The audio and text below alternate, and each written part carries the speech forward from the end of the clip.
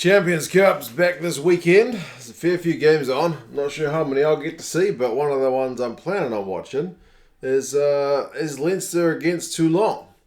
Leinster on the back of a pretty comfortable Pro 14 campaign. You'd have to say they seem to do that competition without too much of a fuss, for better or for worse. I keep comparing them to the Crusaders because the Crusaders do the same in Super Rugby down here. But yeah, they're facing Toulon. And if what I've read is true, because you guys have been following the channel for a while now, I've only been really following the Champions Cup in any kind of detail in the past couple of years. But if what I've read is true, Toulon have a 100% record against Leinster. 4 from 4. But they haven't played since about 2015. So it's been a wee while. These guys are overdue for a matchup. Obviously, both teams pretty famous in terms of their history in this competition. So, yeah, it should be a bit of a matchup. When you look at the pool stage stuff from the Champions Cup, I mean, they only played 2 games because of the COVID thing. So, Leinster went 2 from 2. Toulon went 1 and 1. But remember, the one loss was a default victory to Scarlets because they had some contact with COVID. So, Toulon decided to pull out of the game rather than risk, catching COVID, basically. So, yeah, it's a little bit false. I think they beat Sale, and then they went on to default loss, so lose their next game. So, yeah, it should be an interesting game. I'll have a quick look at the squads and the odds and see how these teams are likely to go. The game's on at 5:30 in the morning, so I'm kind of a sucker for punishment, and the Six Nations is just finished, and I thought maybe my early mornings would be done, but if I want to watch this one live, 5:30 a.m. is the goer.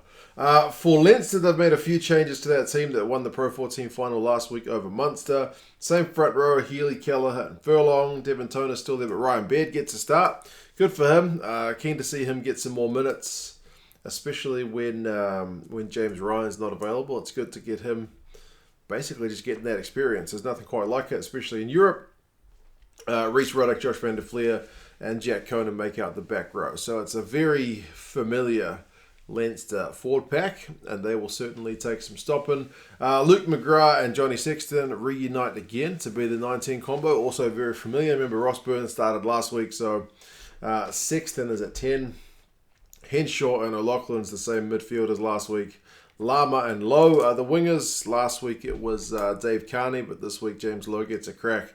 And Hugo Keenan, who, amongst these players, they're like 2021, is probably the guy I've learned the most about by just watching him, and he's been really impressive. If you haven't heard me say it before, I will say it again. The guy is deceptively quick, very agile, and very good under the high ball, despite being not the biggest of guys. So, yeah, very, very fun player to watch. Ross Byrne's on the bench, Dave Kearney's on the bench, Porter's on the bench, Fardy, I believe Jamison Gibson Parker's injured, so yeah, we won't see him playing in this one. Now for Toulon, if I watch little Pro 14, I watch even less Top 14, so I really have no idea how these guys have been going, which is not adding a lot of value. But I did see they're kind of mid-table in the Top 14 at the moment. They had a big loss last week to Lyon, 54 points to 10, I think it was. And yeah, it's not going to get any easier with an away trip to Leinster, to be fair. And they've got no Carbonell this week. I didn't read that he's injured, but I could be mistaken. Maybe they're resting him.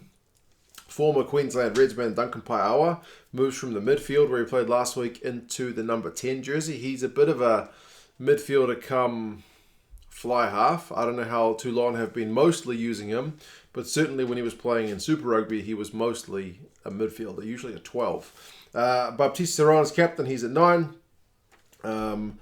Hiratu and Rudy Wolf are the midfield. I don't know much about Julian in the 12 jersey, but I know Rudy Wolf pretty familiar. He's a Kiwi. He's getting on, but he's a bit of a power runner, pretty quick. At least he used to be. I don't know if he is now. Flier has been playing really well prior to going out of the France squad, but he's not the biggest guy either, but he's lightning quick. I'll be pleased to see him go. There's a Fijian on the right winger who I do not know. Dakuwanga, I guess. Dakuwanga. The Q in Fijian names tends to be a nga, I think, but correct me if I'm wrong. And Cordon is at fullback, who also I feel like I've seen him around, but I can't really say much. So any of you Toulon fans or just general rugby fans who know about these guys, do let me know what you reckon. The forward pack's definitely a lot more familiar. Gros, Tolofua and Gigashvili is a front row. So a French international at loose head, Georgian on the tight head. So not many squads get to boss Leinster around, but you might as well give it a crack. Etzebeth's at lock. He's very familiar, World Cup winning lock. I hope he's been fit for too long, because if you guys are not ones to watch much Southern Hemisphere kind of club rugby, I think he had more caps for the Springboks than he ever did for his club, which was the Stormers, because he just seemed perpetually injured for the Stormers, but then he would come right for the Springboks. So I hope he's been fit and firing for Toulon. Either way, he's got a French international next to him, and Taufa Whanua.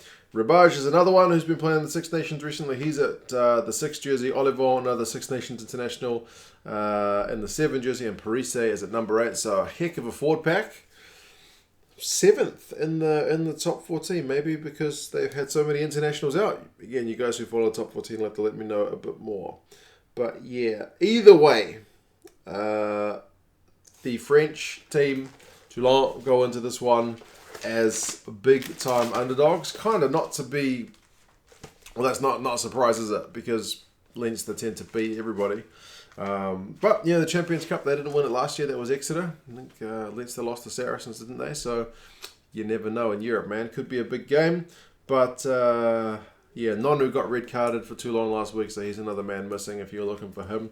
Unfortunate. But yeah, the bookies have got Leinster by 14, so pretty comfortable 2-try margin. And the Rugby Forecast algorithm goes one step further, saying it's going to be 24 points. So Leinster on paper are due a pretty big win. Given I'm getting up at 5:30 to watch this one, I'll probably get up at 5:15 to get myself some toast or something. I hope it's a wee bit closer than that, but you never know. Like I said, in Europe, there can be upsets, and both of these teams have got a bit of history, so we will see. You guys let me know your thoughts on this one. Are you back in Leinster to just keep on trucking on? Or can you see a seemingly depleted Toulon side causing a bit of an upset? Anyway, you guys let me know your thoughts, and I'll talk to you again soon. See you later.